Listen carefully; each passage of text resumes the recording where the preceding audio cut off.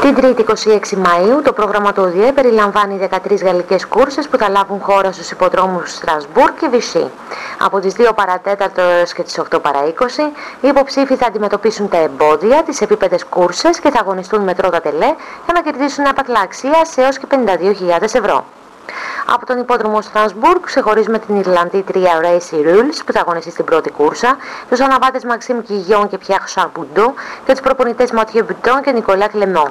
Ενώ από τον υπόδρομο Vichy φαβορεί είναι οδηγοί Tony Lebelleur και Sid Deleu και οι προπονητές Franck Pellereau και Grégory Laurent. Τα φαβορί μας είναι ο 2 Etna που θα αγωνιστεί στην 8η κούρσα και ο 8 Bill Quick που θα αγωνιστεί στην 11η. Σταθερές αξίες για μια υψηλή θέση είναι ο 4 Crescendo Forte που θα αγωνιστεί στην 7η κούρσα και η 6 Coria de Carel που θα αγωνιστεί στην 9η. Προσοχή στην 8 Saga Win που θα αγωνιστεί στην 2η κούρσα και στην 1 Camélie που θα αγωνιστεί στην 4η. Είναι ικανές να κάνουν την ανατροπή.